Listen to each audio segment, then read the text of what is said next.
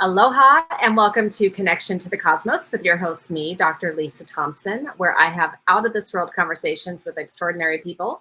And today I am so excited to have my friend Pamelah Landers on. She is an expert hand analysis. But before we bring her on, just a couple of announcements. So first, if you are watching this on YouTube or Facebook, we would love your comments.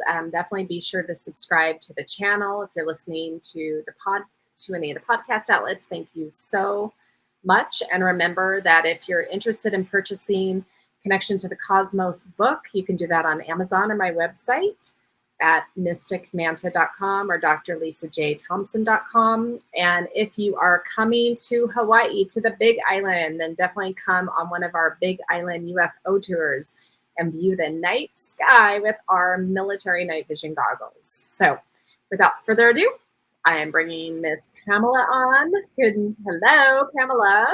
Hello, so happy to be here. No, I can't wait. We have so much to talk about. So let me tell people who you are, because you have quite an amazing bio here. Okay, Pamelah Landers has been reading hands for more than 30 years. Using the science-based system of hand analysis, Pamelah is a leading expert in her field, having read over 50,000 hands and published multiple books and printed in ebook format, as well as audios on the subject. She is the #1 international best-selling author of hand analysis products and one of the 2 top hand analysts in the world. So, just not any hand analyst. Right. One of Pamelah's unique contributions to the decode hand markings into practical expression is applying mythology. Applying the skill, Pamelah supports companies, groups, and individuals to gain more clarity about their design, permission to express themselves based on their hand markings, and honoring the gifts provided through decoding that physical map that you carry with you all the time.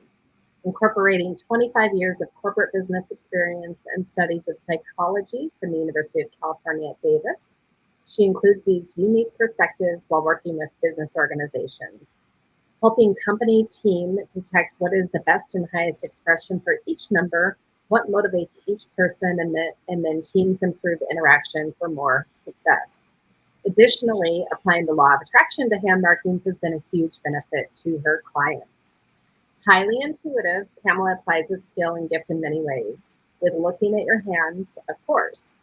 Additionally, she talks with dead people, channels insights, sees visions, hears language, and facilitates classes on learning your intuitive style so you know what to trust.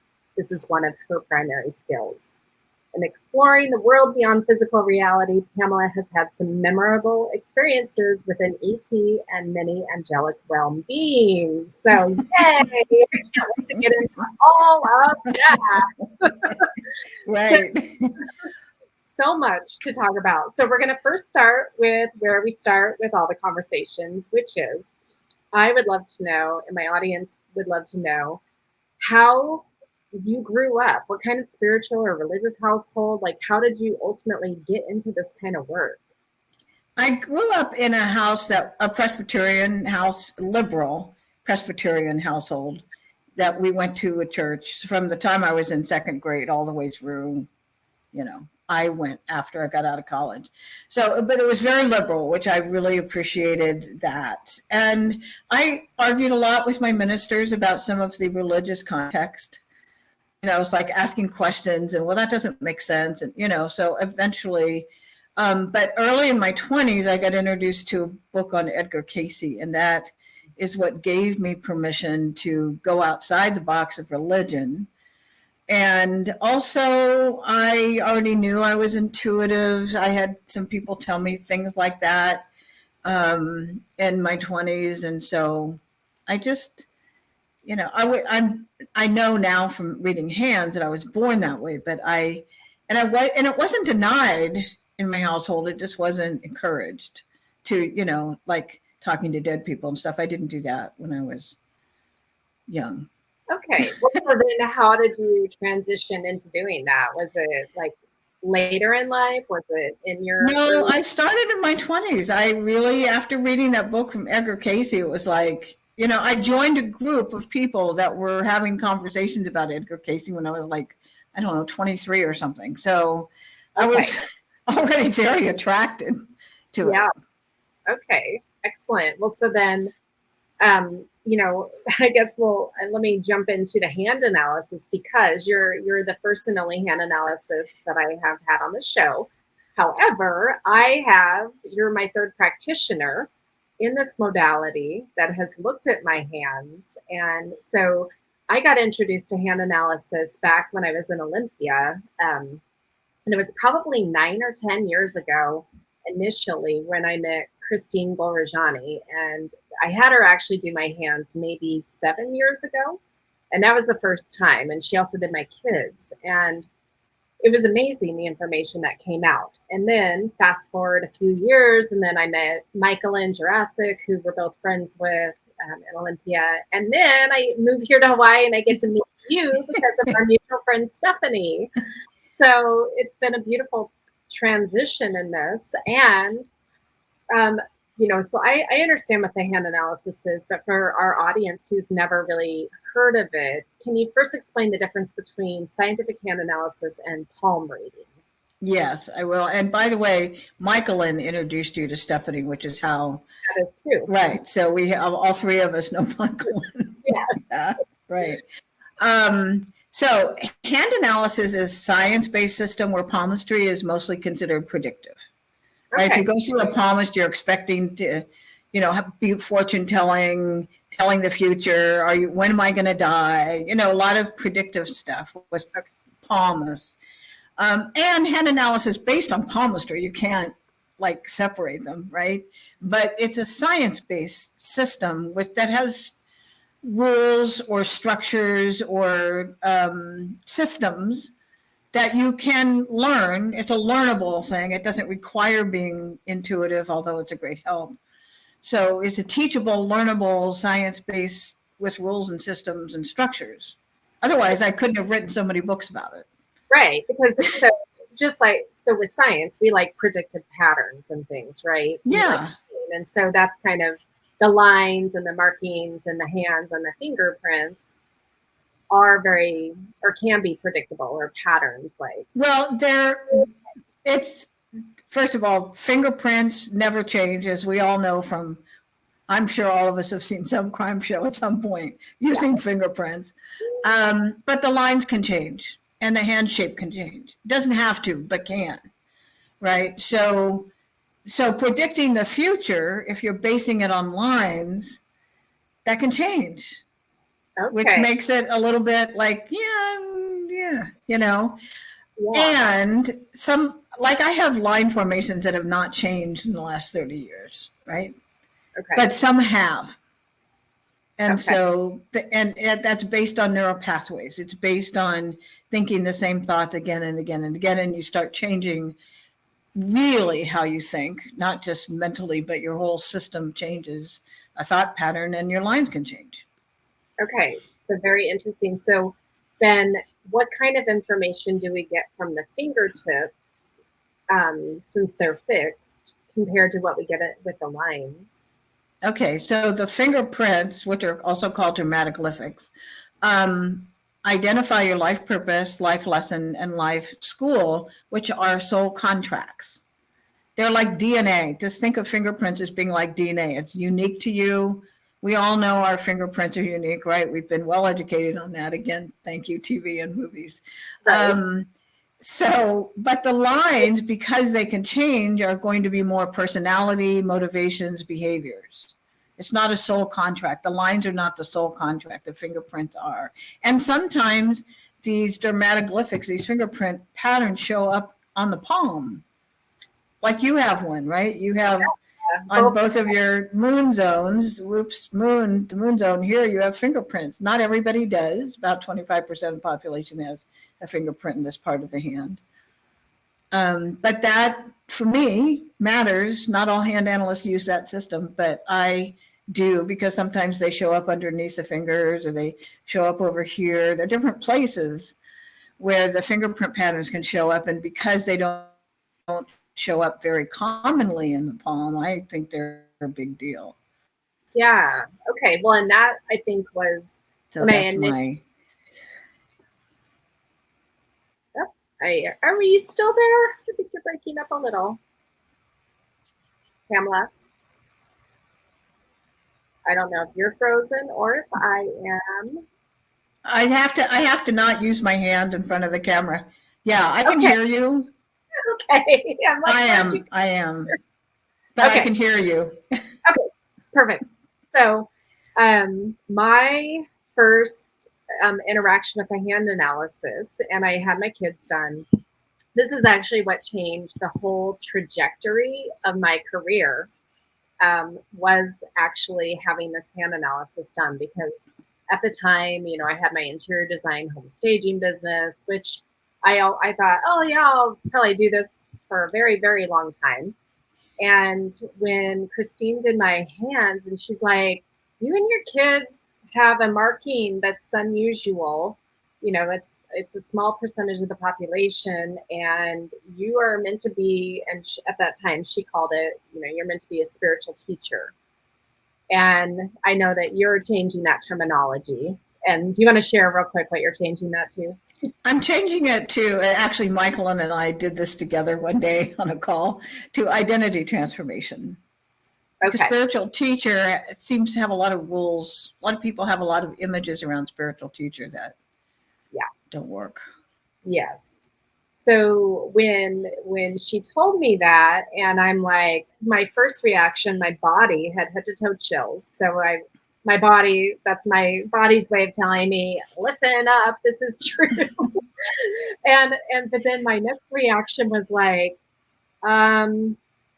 I don't even know what that means. Like, I've had my spirituality my whole life. I have my own practice. I have my own understanding of stuff, but like, what would I teach? What would I help people with? And again, you know, this is like maybe 7 years ago. I had just left my husband, second one. And so anyway, it took a while for me to realize what it was going to look like. But she said, okay, you need to take that step. You need to walk that path so your kids have the opportunity to walk that path. And so I really took that to heart. And look here I am. Yep. Okay, so you know, then I met Michael, and then I met you, and you recently looked at my hands, and it's, you know, having them looked at in a fresh way. And now that I have all of this experience sharing and teaching and mentoring people, I would love for you to just explain a little bit about what you saw in my hands or my fingerprints that makes me a little different than other people. Because I know my fingerprint power is a huge one there. That's huge, yeah. So you have fingerprint patterns called tented arches. That's the name. And tented arches are the least common fingerprint pattern. If they show up on the index fingers, maybe one, maybe both index fingers, pointers. You have them on 8 fingers. That's what's really unusual. I hardly ever see anybody with more than 3 tented arches, but you've got 8. This is a huge deal. Right. So can you, yes. What does that mean? Well, first of all, that you're super unique, right? Because it's rare when I see something like that. Like I know one other person who has that many tented arches out of 50,000 hands. I'm just saying it's really not common, but that puts you in the school of wisdom. The schools are based on the type of fingerprint patterns that you have. And the school of wisdom, is what you're doing, right? Is trusting wisdom, sharing wisdom. And it's different kinds of wisdom. It can be intuitive wisdom. It can be mental wisdom. It can be researched wisdom. It can be emotional wisdom, you know, just like the full spectrum of all the things that are available. But your design is, when you don't trust that, life sucks. When you do trust it, life works. Yep. And it's a big deal for you to have a relationship with trusting your wisdom and sharing it. There's no shortcut around it. No, and it's taken me, I'll be 50 this month, and it's taken me almost these 50 years to really fully embrace that and actually start trusting my wisdom. So, and it's going to keep going. Yeah. These are lifetime prints. You have these prints for your whole life, right? They're with you until you die. And so it's an ongoing journey. You don't just get it once and then it's done. Right. Well, so there's the School of Wisdom. What are the other schools that our fingerprints show? School of Love, School of Service, and School of Peace. I'm in the School of Love and Wisdom. I'm in two of them. That can happen. Rarely would somebody be in three of them. Mostly people, like 2 schools is not uncommon for people. So, yeah. Okay, that makes sense. So then I guess let's move to that fingerprint that's in that moon region. So what does that mean to you? What the transformation person? Right. So at the spiritual teacher, the conversation about the spiritual teacher is to help people using your spirituality, using your intuition, to help people who are going through a crisis of meaning. So where the identity transformation conversation came in is Michael and I decided everybody isn't always in a crisis when they're in an identity change. But when they're in an identity change, which could be getting married, having children, kids leaving home, moving to a new city, starting a new job, leaving the corporate world, going into the corporate world, graduating from college, the times when who our identity is changes. There's a change, and some people go into crisis around it, right? Parents whose last child leaves home and the mother's just sad and depressed, and who am I if I'm not a mother? And there's that, or having your first baby, or whatever. There is a change in your identity, and so the question is, are you in a crisis about it, or are you in a place where it's really great? And everywhere in between, and some parts of it might feel like a crisis, and some parts of it are like, oh, I'm so excited. And then do you need support? And so your job, your design is to help people who are asking for the support during this identity change. And maybe the identity change is owning their intuition, right?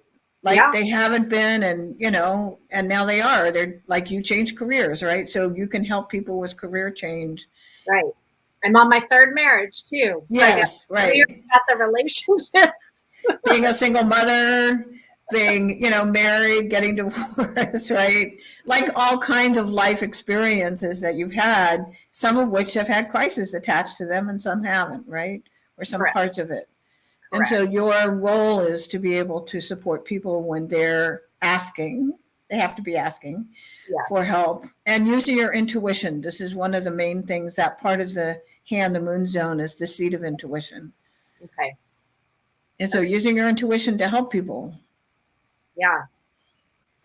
So what, I mean, again, because we're educating people here, because I don't know how many of the listeners or watchers have actually experienced true hand analysis, as opposed to, like we talked about earlier, the palm reading kind of side of things. So someone coming to you, what kind of information do you try to focus on to help them in their lives? Like, why is understanding hands really important? So the big picture is, you have this map that you're carrying around with you everywhere in your hands, and I decode it. That's the process. I'm decoding your hand.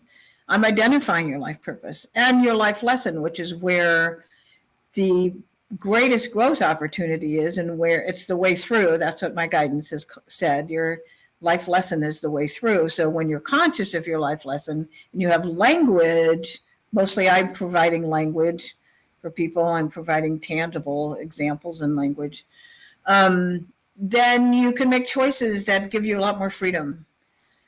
Relationships, biggest issue in relationships is people wanting somebody else to behave the way they want them to, and they're not designed to behave that way. And so it's like, or not getting to live your life purpose, your soul contract, right? This is not a soul contract is not a lightweight thing, right? It's your whole Right. council of 144, whatever you believe is true, have gotten together before you chose a body, which you choose after the fingerprints are formed, based on Michael Newton's research, hypnotherapist. After reading 10,000 Hands, he discovered that people choose the body after about 4 months because that's when there's enough brain tissue, that the soul chooses the body. And at the same time, the fingerprints are formed. And I think the soul's also choosing the fingerprint patterns because they're soul contracts, right? Right. Right. Just like a birth date, a specific birth time. Yeah. All of that. Design. Yeah. All of it. All of the systems are going to overlap, by the way. Right. Maybe different language, but you're the same person. So all the maps should coordinate. They should coordinate. They really should. And actually, that's one of like my whole life. I've been exposed to different modalities. And what I do love about them is that they do all validate each other. They may give a little bit of different information, little pieces of the puzzle, but the core of them is that they really all say the same basic kind of information. Well, they should, or the reader's a problem. Right. Yeah. You're the same person. You have a soul contract, and all these maps are designed to decode it in whatever language. That's the bottom line. Yeah. Well, and for those watching, I just want to make it clear that even though you live in California, you definitely can read hands all over the world. And yes. You do. And again, so you... I just need digital photos of your palms and your fingerprints, yeah. Right. And they have to be detailed because that's what I did. I was trying to take pictures of all my... I know. I may need a lot of pictures with some people, depending on how hard it is to see their lines and the lighting and all of that. It's a complex process sometimes. Sometimes it's easy and sometimes it's complex, but it's doable. So for you in doing this work for the last 30 years, like what has been your biggest like transformation or aha moment for you in your own life, knowing about your hands and then working with your clients? I'm going to say the word that my clients use with me all the time is permission to be true to my design. That's the bottom line. And that's my passion for everybody. The reason I'm still doing this, I've tried to quit twice. The reason I'm still doing this is because it's so much easier to live your life by the design that you have, your soul's design that shows up all over your body. Why would you not do that, right? That's like kind of why would you make your life so hard that you're not following your design? It just doesn't make any sense to me. So that's the biggest thing for me. And I intimately know my hands, and I'm still, learning new aspects of their expression. Mm-hmm. Right. It's an ongoing journey. There's, Michael and I talk on a regular basis, and we talk about hands and add, how about this marking? Let's talk about this expansion piece. And I write about a lot of it. So. Okay. Well, right. Well, and so, that's another thing that I love is that you focus on different gift markings that people have, and you have different books and ebooks related to those. So can you just talk a little bit about what gift markings are? Yeah, gift markings are line formations in the hands, and they show up in maybe 10 to 15% of the population. But when you have a gift marking, it's an extra potential talent. Okay. And so there's sort of an extra pressure. But it's being gifted is a whole conversation. There's a whole consciousness around it, being okay to be gifted, no matter what the gifting is. And that's part of my conversation is permission to be gifted. It's like, oh my God, I work with gifted leaders. Like this is my tribe. And a lot of them own it, but are challenged about how to express or how to use all these gift markings together or whatever their thing is. So and then the other major piece of the hand that I work with is the heart lines. Written a book on that as well, which has to do with how you express your emotions and feelings, your style, your tangible specific style. And there are 4 heart line types. And so they each have a different set of requirements. And the reason I wrote that book and first published it in 2002, my goal was if people would just read this book, their relationships would be so much better and they'd give space to each other. There'd be fewer divorces because people would understand that somebody else is communicating their feelings and their style. And just because it isn't your way doesn't mean it's wrong. It's just not your way, right? So.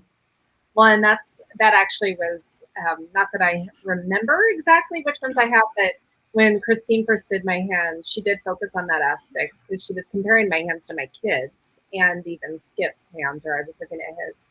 And I have 3 of the 4 lines. Yeah, you do. And on your left hand, not on your right hand, but on your left hand. Yeah. Yeah. And that corresponds actually my husband and each of my 2 kids has one of those 3. And so I'm able to interact with them in the way that works for them. It's not conscious because I don't remember which ones are which. Right. Yeah. Yeah. Having multiple heartline types gives you a lot of flexibility. Yeah. It can also be confusing to people who only have one type because you'll come, like you're acting this type and then you switch to another type in the middle of a sentence or the middle of a paragraph, or and they're like, "What happened?" Yeah. Well, excellent. So, for people who are, and again, we'll promote this at the end as well, but for people, we have a couple of people that are interested already and like, oh my gosh, I want to do this. Great. What's the best way that they could get in touch with you? Well, I have a website. So PamelaLanders.com, and Pamela has an H on it if you see it on the screen. PamelaLanders.com, and then you can do some research on the website if you'd like to read. And I have a shop tab that lists the different services that I provide and hand analysis. There are different kinds of hand analysis services. And They can email me. They can get onto my email list. I send out a newsletter every week, and so they can get a free report on intuition called Trusting Intuition by signing up on my website for that. And then, they get on my email list, and then all kinds of offers. I have different offers that I do over time. So, yeah. So, for those listening or watching, if you haven't ever had this done, it was huge for me because it had me change my entire career trajectory. Like it just opened my eyes. And even since we have had the conversation, again, because I'm so much more evolved than I was 7 years ago, like in terms of actually stepping into it. And when you're talking about helping people to really embrace their giftedness, sometimes those of us who we know we're gifted, but we don't want to come across like arrogant or like egotistical. But really, if we're able to show up in a beautiful, authentic way from our heart, it's a little different than like, oh, well, I'm the best and you all suck, right? So, yeah, underplaying your gifts is actually harmful to your relationships. Just saying. Okay. And you want to talk a little more about that? Yes. People can see you. They can tell you're talented. And when you're holding back, it just puts up this big intimacy barrier. And it doesn't mean you have to be like, as you were saying, outrageously out there about it. You can be. But pretending that you're not gifted or hiding it or trying to downplay it, oh my God, it's so hard in relationships because people see it. And they're like, well, why is she holding back? Why is she hiding out? Because, it's just really hard. Yeah.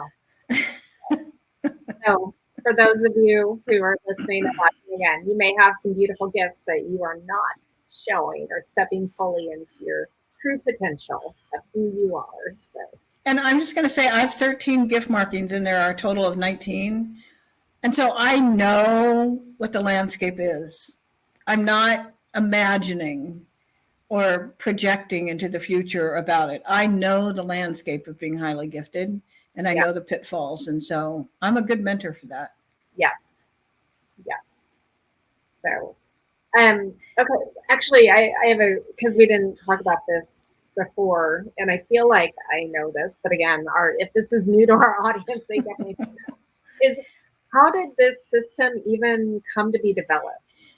Okay, well, Richard Unger, who developed this particular system, read a lot of palmistry books, and he was on a trip and ended up buying a palmistry book in 1966 or 7 or something, and just felt drawn to it and did a lot of research. He's a big researcher and did a lot of research on it and stuff. So he started teaching it in the late 70s.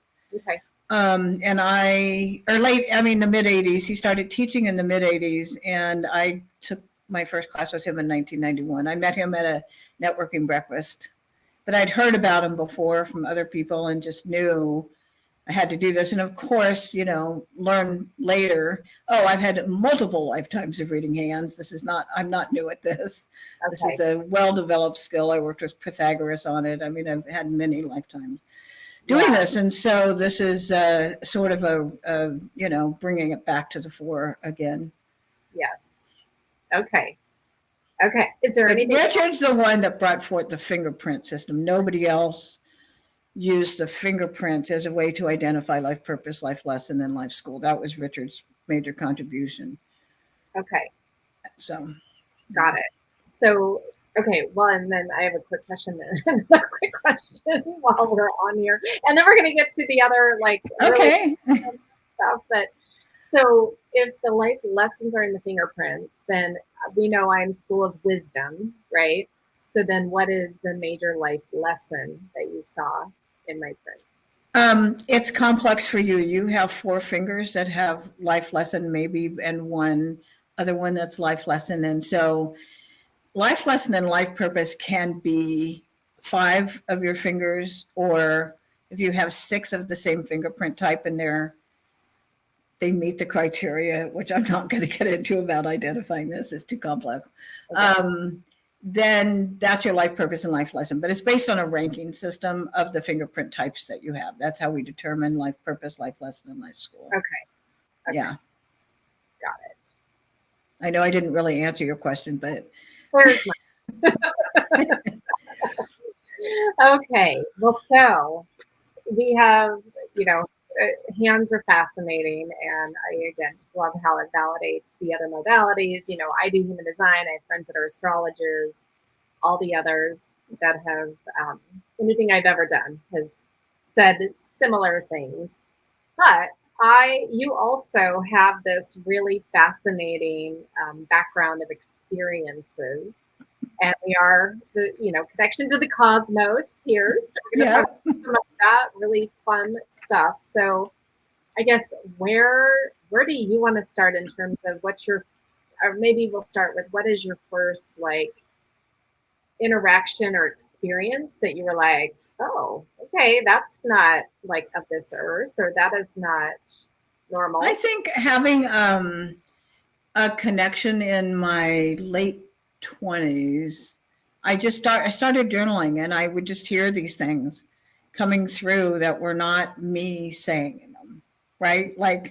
That's when I started recognizing, I'm channeling. I didn't have that word at the time. Yeah. I mean, in my 20s, what years would that have been? I was in the in the 70s, early 70s. It was just beginning to be a popular thing. Mm-hmm. And so I would say, and I had a psychology class in college where one teacher who was really out there, I loved it because it was so cool to be hearing him talk about some of these out there things, But I studied psychology in college. That was my major. And then in 1985, I met with a woman who is a full body channel for Archangel Michael. She's the only one on the planet who does that. And I'd already heard about Ramtha, and I'd already heard about other beings who, like Jay-Z Knight doing full body Ramtha. And I just got exposed to a lot of that stuff in the late 70s. And so it's just always been there for me. I mean, almost 75. I've been doing this for a long time. Okay. Well, and so you've got your own experience with Archangel Michael. Yes. Well, share with us what that was. Well, the reading that I had with Michael was life changing for me, and a lot of permission giving, reminding me that I'm, an eighth dimensional being and I'm not completely just from here, and that I was a crystal tuner on Venus, and different things that really helped me realize that I was multidimensional and not trying to fit into the 3D world as the only reality. Yeah. That was life changing. And then Orpheus and I became really good friends, and we traveled different places. And I found out I was Lemurian in 1987 when we were in Hawaii, in Maui, and had an experience where Michael was just asking us, who knew they were Lemurian. And so I jumped into the center, and I was only one of 3 out of 27 people. I was so surprised that everybody in that group, because we were in like the headquarters of Lemuria. How can you not, But I knew it. I just knew it because I was trusting my intuition, and got some really good insights about that, and about the whole Lemuria thing and Atlantis, and like just all that stuff is just it's been there. It's just been there for decades. Yeah. So, and actually, we recently had a conversation because one of the memories that came back for you or that you got to experience was actually being a queen of Yeah. Lemuria, right? Yeah, towards the end of Lemuria, I was the queen. Because it was a very long-lasting civilization. Yeah, yeah. So even though you were a queen, you weren't the only queen. For that, I think because there are some people. Well, I was the queen too. Well, I'm sure there are many people who were the queen of Lemuria. Yeah.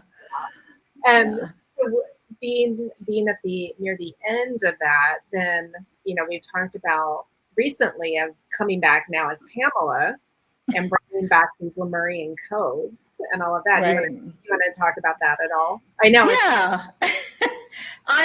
When I was in Maui in 2018 with my friend Stephanie, and we both were meditating. What do you want? We went to the Lemurian Center in Maui, and like, what do you want to know? And I just said I want to know about any lifetimes related to it. And the image that came up was that I was the Queen of Lemuria, and I was using sound as a way to communicate with people. And then we went back the next year and got an entire download about my work here is to bring to that there are people who are carrying the Lemurian codes, and it relates to hand markings, which is not a surprise, right? Like, why would I be learning all this about hands if it weren't related?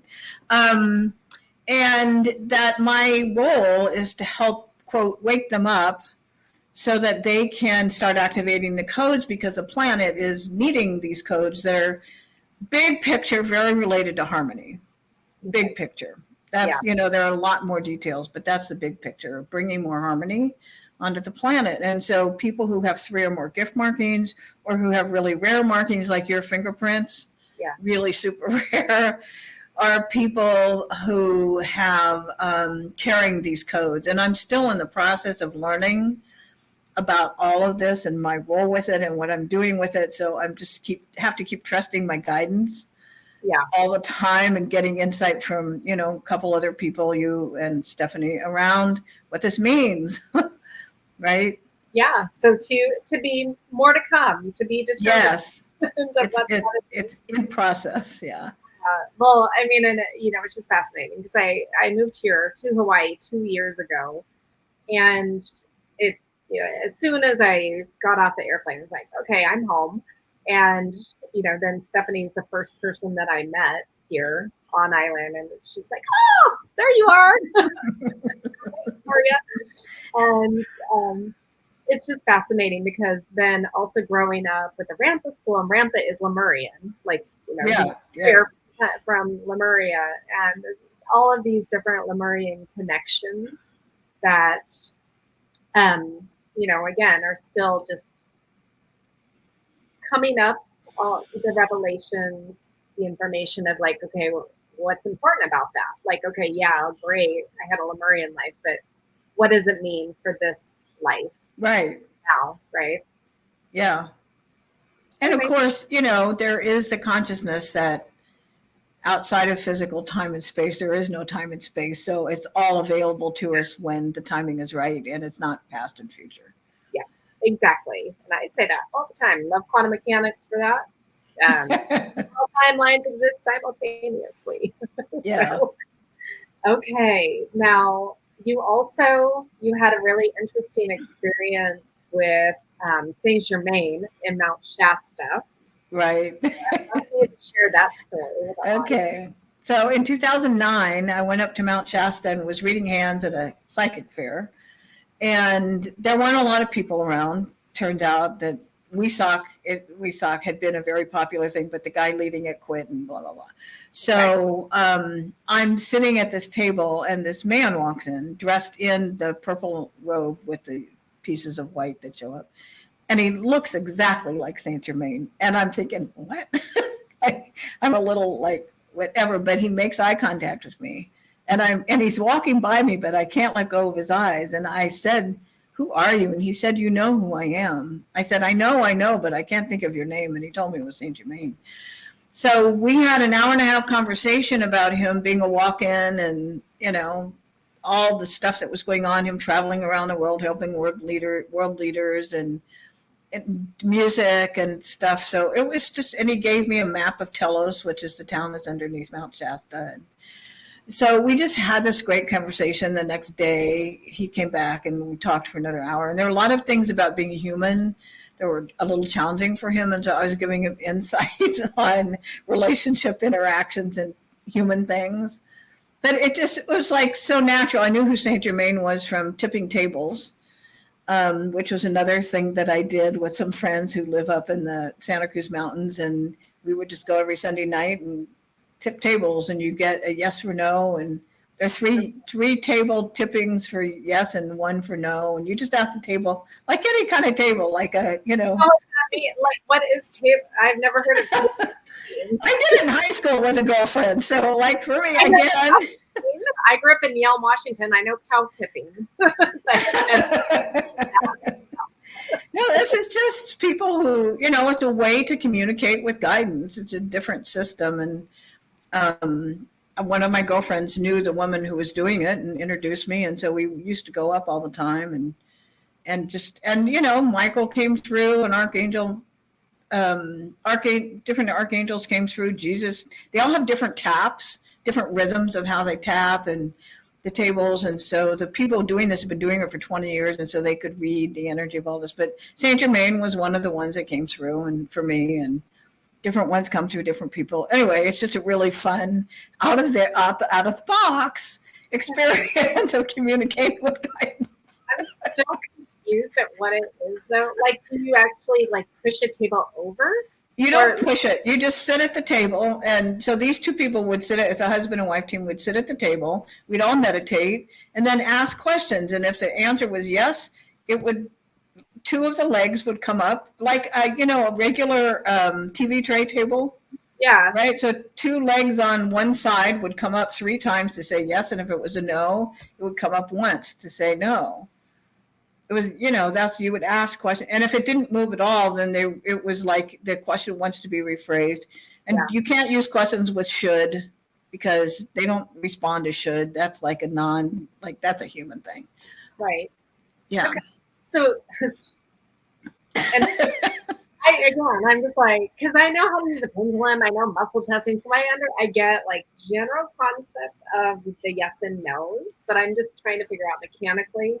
Like, you have to experience it, I guess. Is anyone touching the table when it's? Yeah, both of them have their hands on the table. Okay. Lightly. They're just lightly on the edge of the table. Got it. Okay, because I'm thinking no one's hands are on there and the table's just moving on its own. But they're not moving the table. They're just keeping their hands on to make connection with the table. Got it. It's so natural to me. I forget people don't know this stuff. Yeah, like I thought I have heard of everything, but apparently I learned something new today. Great.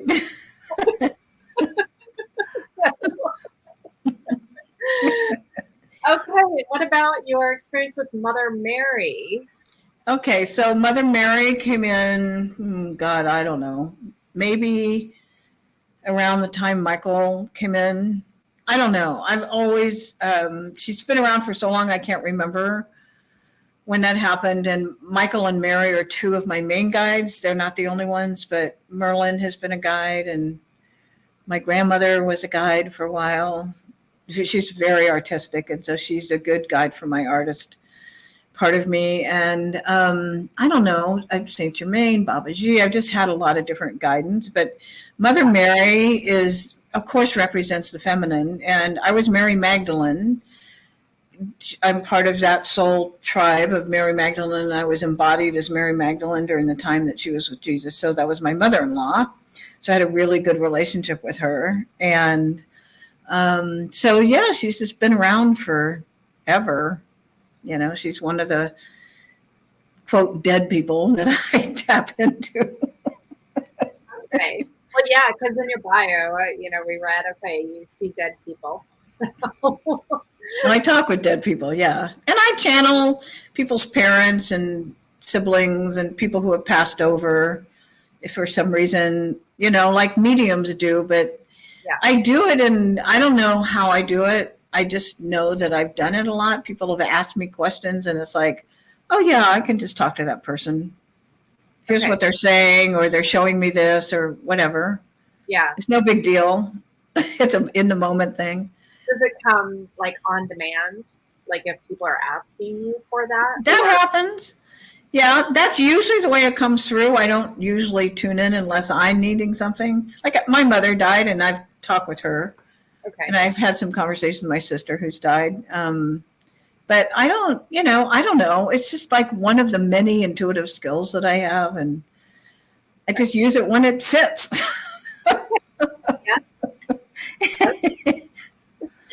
So you also have had some kind of ET connection as well, right? Yeah. So the same people that do the table tipping have connection with an ET who would manifest in their home and did readings. And this was in 1999. Okay. And this particular embodied as a woman person told me that I had 11 guides and that I was an archangel. And it's like, oh, I'm an archangel. Well, that makes sense.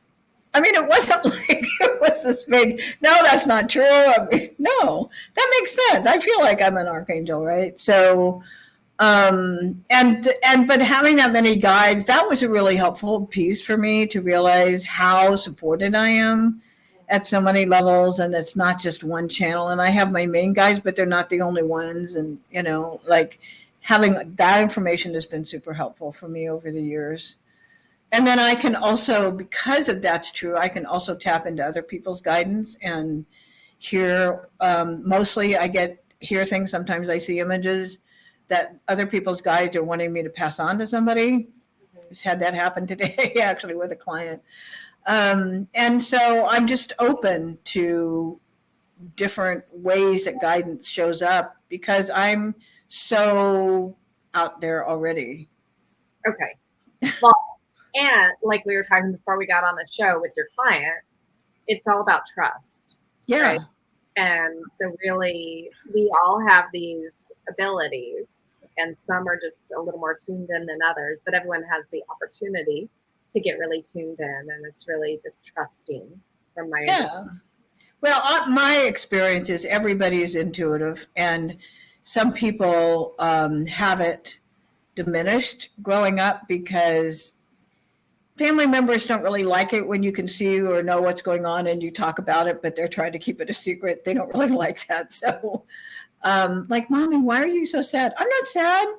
Oh, no, I'm fine. I'm great. I'm doing, it's like we don't get to talk about the stuff that we can experience as kids. And so it often gets shut down. And then there's a reconnection that happens later when you're ready. But everybody has access to their intuition. It doesn't make sense to me. It's not even logical that people wouldn't have intuition. Like, that doesn't even make sense to me at all. And so the question is, how does intuition come to you? What's your style or multiple styles? And so you know what to trust. So like, I hear words, I hear phrases, I hear one-liners from songs. I was just doing that for somebody recently. It's like, oh, they're giving me a one-liner from, Barbara Streisand song. Like, okay. And then I get images and I see scenes, sometimes like movies, sometimes stills, or I get symbols. And then sometimes I feel things in my body. And, I've learned all these things over time. I've learned that these are all different ways that intuition happens for me, so I know what to trust. Right. And is one stronger than the other? Or I hear things first because okay. I'm talking with my guidance all day long. Okay. We're having conversations like, okay, I finished this call. What's up? Where do I want to put my energy right now? And I'll get them at, go do this or go do this or, do that later. Wait until then to do that. And like I have to go down to my mailbox, which is like a 2-minute walk. It's like, I'm going to wait till I'm done with you before I do that. I'm not going in between my last call and this one. It's like I have conversations like that all day long with my guidance. And so it's for me, there's a lot of verbal, a lot of words that are being exchanged. But yeah. Okay. So any other fun stories you want to share? Because you've had a lot of different experiences. So I have. What are the values of being older? I've had more time on the planet, right? And I've asked, and I think this is the other thing is that, I really believe asking it is given is how the universe runs. And so I ask for help. I've had many mentors over the time that I've learned from. I've asked for help. I've asked for support. I've asked for feedback. In fact, I'm doing that this afternoon. I'm going to be on a call with one of my good friends that I've known for 40 years. And he's, and I said, here's what I want. Here's the next thing that I want to have create with you. And I think I have a skill at this, but I need to practice it. And it has to do with reading energy in people's bodies because Sunday I read chakras. And I didn't know I could do that until someone pointed out to me that I could do that. So getting the feedback was important. Okay. But Sunday I was at a thing where there were a bunch of people there and we were all supporting each other with healing, with whatever this method that this guy teaches. It's a energy method of a martial arts. Anyway, I've learned how to read chakras. And so I was working on a woman and I could feel her second chakra was split in two. And one of them was really protecting the first chakra. And so we were talking about that. We got this whole conversation about sexual abuse and, I'm really open. There's no subject that's off for me. I can talk about be with anybody with anything. So anyway, we were in the conversation like I'm just reading her, the information just came to me. Yeah. So that's another thing is I can read people's energy bodies and but I want to expand it more because I met somebody else recently who does this with ease. And I thought, I think I have some of the skill set. So I want to practice this and find out, and here's the person, here's the master. I work with a lot of masters. Here's the master who can help me with this particular skill set. Yeah. Right. So asking for help is how I've expanded all of my skills. Okay. Well, and that's beautiful. And so not only did you do the hand stuff with me, we regressed you and found out, okay, there is more for you to do here on Earth. Yes. It's not time to give up and just be like, it's okay, see y'all later. Right. Exactly. And I was open to that experience, right? I was asking and trusted your skill set because of your mastery and being able for you, because I felt safe trusting you to take me to wherever it is that my guidance wanted me to go. And it ended up being a connection to Lemuria through the Arcturians. It's like, okay, we're going to go to the Arcturians to get this connection to Lemuria. Well, okay. And actually that's super interesting because Lemuria historically is thought to be connected with the Pleiadians and all that, and they were definitely the primary teachers, I would say, in Lemuria from the galactic realm. But I've checked in this with myself, but Lisa Royal Holt, I think it's Germain, is one of the entities that she channels, and Germain is like the galactic historian, and his information was that the Arcturians were actually the very first teachers in Lemuria, or the Okay. Pleiadians are here, but they don't physically embody the way that the Pleiadians are able to. And so they could get to maybe that fifth dimensional, fourth density level. So the Lemurians were able to, some of them able to raise up to get the information from the Arcturians, where the Pleiadians were more able to fully embody the physical realm Yeah. to have that interaction. But that the Arcturians that were here originally, when there started being the warring going on with the other groups, then they actually were one of the original groups that went underground into inner Earth to hold that energy of inner Earth. Oh, So that makes sense. Yeah. I'm like, well, I love that because, and I just got full chills because I have that Arcturian connection, but I also have that Lemurian connection, and it made total sense to me that okay, that feels right. Yeah. Totally. Multidimensional for sure. Yes. Yeah. But for those, I know a couple people just are coming on and just found you. You'll have to rewatch or listen back from the beginning if you're just joining us now, because Pamelah gave us so much fascinating information about hand analysis and like why you would want to get your hands done, other fun stuff. So, what other magical information would you like to share with us right now? Well, my experience is that, and I'm going to go back to hands a little bit with this, is that everybody has a very specific map about why they're here, and you carry it with you in your hands, but it's in your astrology. I did astrology for 20 years before I did hands. I didn't start hands until I was in my 40s. And so it was like I had already done a lot of stuff in the corporate world by that time. Mm-hmm. And I was reading astrology at lunchtime in the corporate world. That was a fun project to do. But that your map, regardless of how you get to it, human design, astrology, numerology, whatever, Enneagram, whatever, and you can have multiple different disciplines that you check in with. Mm-hmm. Follow it.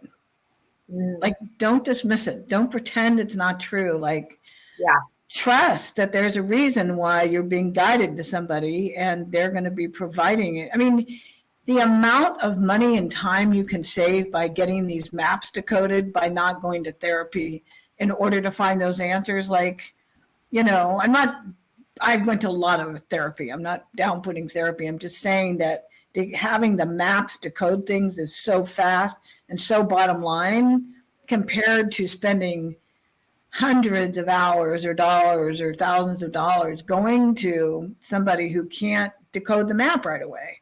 Yeah. So that to me is like, I've did numerology. I mean, I trust that I know from experience that our map is in our body, it's in our soul. Yeah, I love that. Well, and it's interesting for me is that, right before the hand analysis, I had started already working with my human design coach, Kathy.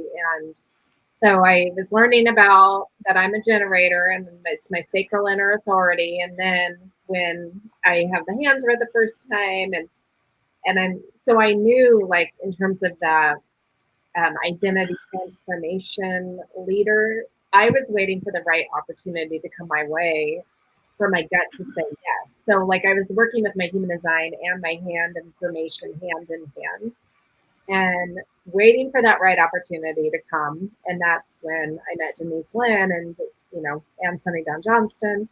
And that actually started that whole trajectory of starting Mystic Manta. And, 5.5 years later, here we are. Yay! Right?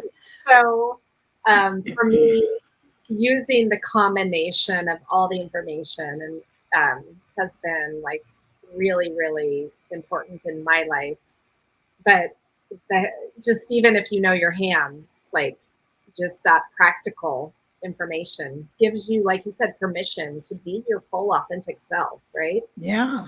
One step at a time. Yeah. Well, it's a journey. It is a journey. It is a journey. And I appreciate you and the Thank work you. that you do. And again, one of the top 2 experts in the world in this. And so for those listening or watching, that means you can't go wrong getting a session with Pamelah at all. She actually writes the books on it. Right. So, Exactly. yeah. And I want to thank you so much for being on here. And again, tell people how they can find you. Okay, my website is PamelahLanders.com. Pretty easy. And As long as you Pamelah, remember the H in yeah, Pamelah. for those listening on a podcast, it's Pamelah. So Right. Pamelah PH. Yeah. Yes. Okay. Great. And Thank you, Lisa. yeah, I can't wait to see you in person again and give you a big hug because we're both really good huggers. We are. That's one of my superpowers is hugging. Right. Anyway, I just appreciate you so much, and I can't wait to talk to you soon and see you again. And for those listening, thank you so much, and I will see you next time on Connection to the Cosmos. Aloha. Thank you. Bye.